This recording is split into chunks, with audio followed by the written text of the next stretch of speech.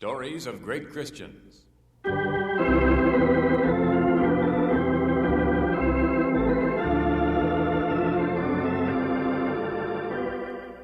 From its radio studios in Chicago, the Moody Bible Institute greets its friends everywhere with Chapter 14 in the transcribed story of Florence Nightingale, The Lady with the Lamb.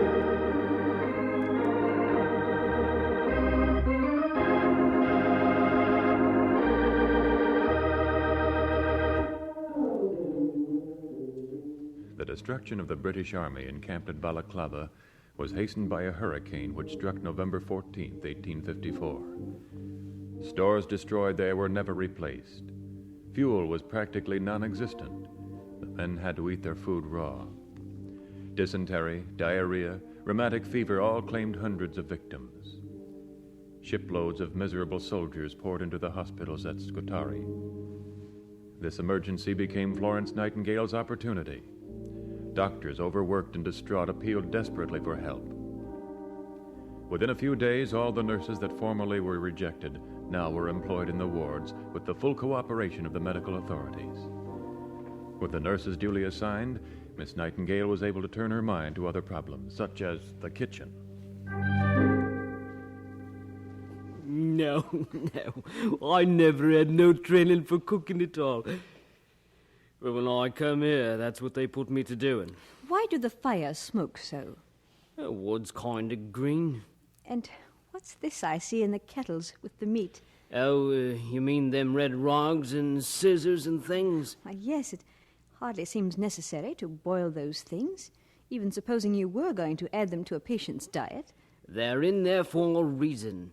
Each orderly's got his own ward to look after. The meat's been issued to the orderlies by section, and each orderly gets his own piece of meat back after it's been cooked. Oh, so in order to be sure they get back the same piece they put in, they tie something around it, is that it? Sure. That piece with the surgeon's scissors belongs to Ankins, and the piece with the long red You string... don't have to tell me which belongs to whom. What I'd like to know is, what happens to the meat when the orderlies get it back? Why, they takes it in the wards, of course. You mean they cut it up in there? Sure, where else they going to cut it? They got skyles and why out a piece for each sick man. Well, that explains a lots of things. Well, I've seen the orderlies very busy in their beds cutting and weighing. So that's how the patients get their food. Well, what happens to it after it leaves here is no business of mine. I can't help it if they cut it up on their beds.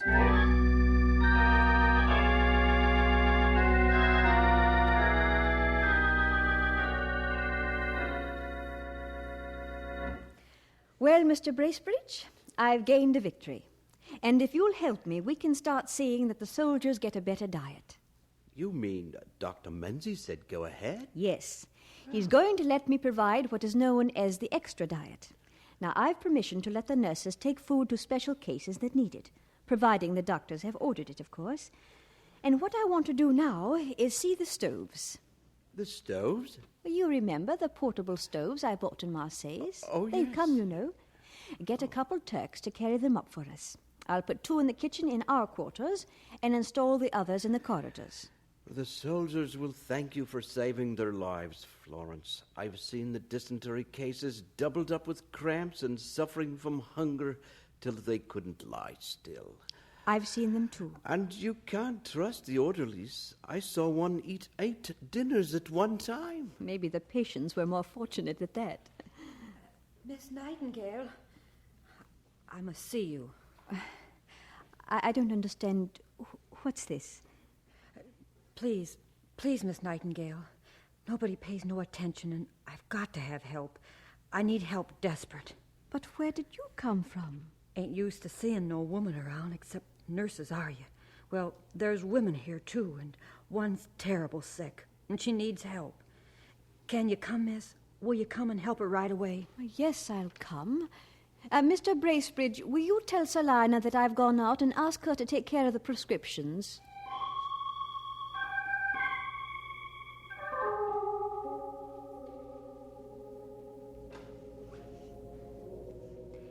Here she is, down these little steps and in this room underneath the hospital. You didn't know these places was down here, did you? No. Oh, what dark, miserable dens. You ain't seen nothing yet. There's about 200 of us wives and children living down here. Most of us is wives anyway. Some lost their husbands long ago, and, well, it ain't fitting to talk to a lady about these things. You mean that you all live here in this dungeon? Well, how did you happen to get here? Surely the government wouldn't allow this They for didn't one want us moment. to come, but for a while there, what with the officials being so busy and all, we squeezed about, and the transports and got here. 200 women in an airless And sunless... children, too. Ah, this is awful. Here in the corner is the lady I called you to see. She hasn't talked all day. How frightfully thin and pale she is. What do you think's wrong? Well, I don't know. I'm not a doctor, but if my judgment is correct, she's dying for lack of food.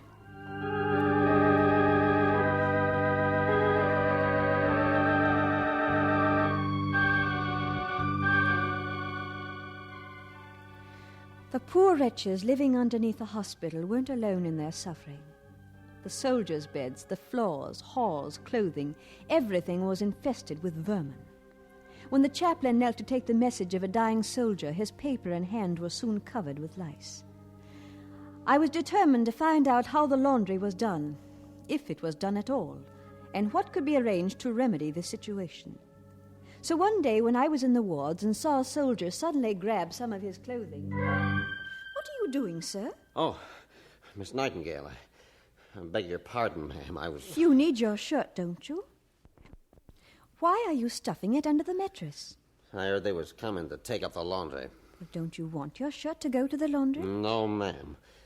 I hate to be fussy, but I prefer my own lice. If I send this out, it's likely to come back worse than it is now. Maybe it won't come back at all. Oh, why shouldn't it come back? Well, them thieving Turks what takes it up. You know how they are. Leastways the ones that comes here. Well, doesn't anything get washed around here?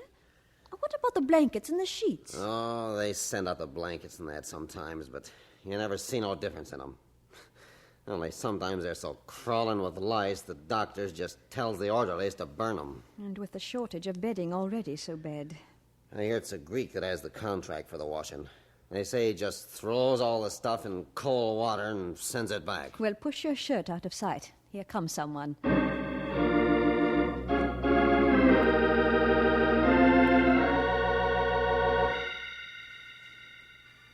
So that's why I wanted to see you, Mr. MacDonald. Since you're authorized to spend from the Times Fund, I knew you'd be interested in needed improvements here at Scutari. That's right. If it's any way I can serve you, you just let Can me you know. think of anything more desperately needed than a laundry? Nothing.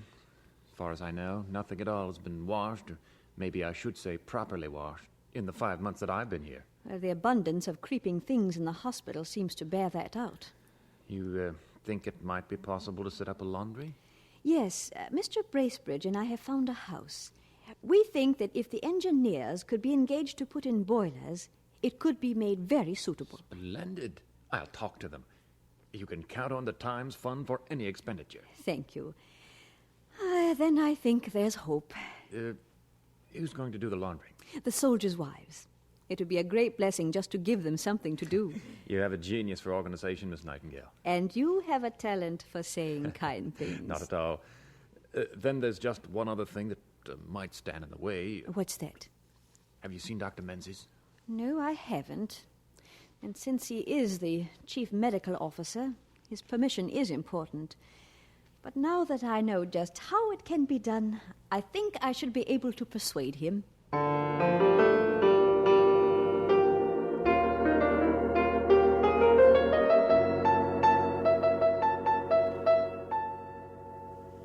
Well, you have it all worked out very reasonably, Miss Nightingale. I'm glad you think so. And when you've said the word, we can proceed to take action. Of course, this is all very irregular. I mean, this use of private funds. But in an emergency? I dislike taking the responsibility. Then let me take it. If there's ever any question, I'm quite willing to say that it was I who urged the opening of the laundry. You're determined to do it. It's putting you to a great deal of trouble, isn't it? I should think the purveyor would be able to make arrangements. He hasn't had too much success up till now. And for me, it's not trouble at all. You do agree that it will help the soldiers' wives to have steady employment, don't you? Yes. You're right about that part of it. And perhaps about all of it. At any rate, it's impossible to refuse so generous an offer. You may go ahead, Miss Nightingale.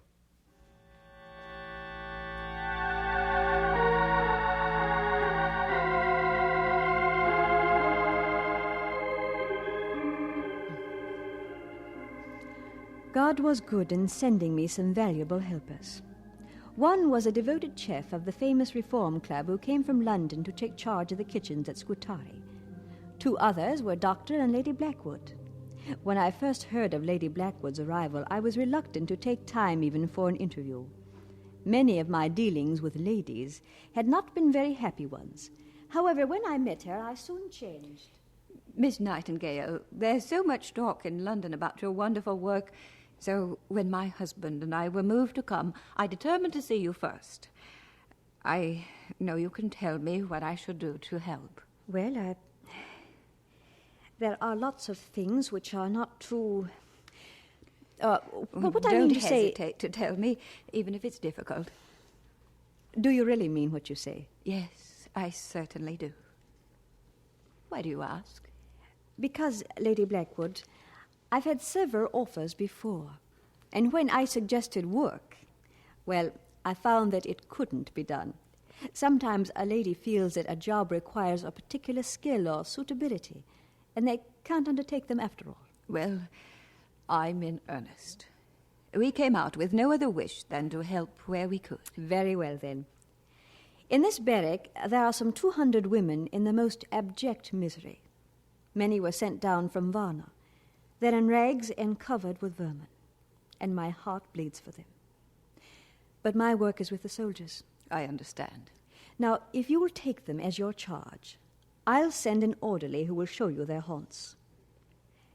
Will you undertake to look after them? Yes, I'll look after them, Miss Nightingale. You can depend on me.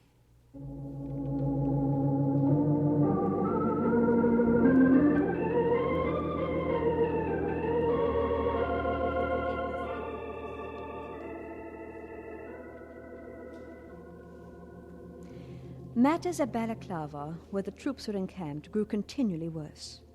Ships bringing winter clothing from home had been destroyed in the hurricane with all their stores on board. The men were half naked and exhausted from doing extra duty. Hundreds more sickened and had to be sent to us at Scutari. Presently the wards were full. The corridors were lined with mattresses on each side, leaving only a narrow space for passing through the center. In this extremity, word came to us that Lord Raglan was preparing to send down 500 more. Knowing the utter impossibility of receiving them in our already cramped hospital, I went to talk to Dr. McGregor, a young and energetic staff surgeon, rather less convention-bound than the others. 500 more? Are you sure? I had the word from Dr. Menzies himself. But where are we going to put them? There's not a foot anywhere to lay a man down. That I won't dispute, Dr. McGregor. But there's something that could be done. Aye, what's that? Well, that other wing, the one that was burned out before the British ever got the building, it could be fixed up. Miss Nightingale, are you losing your mind? That wing's been standing like that for a year or more. Nobody even thinks of using it. Excuse me. I'm thinking about it very seriously.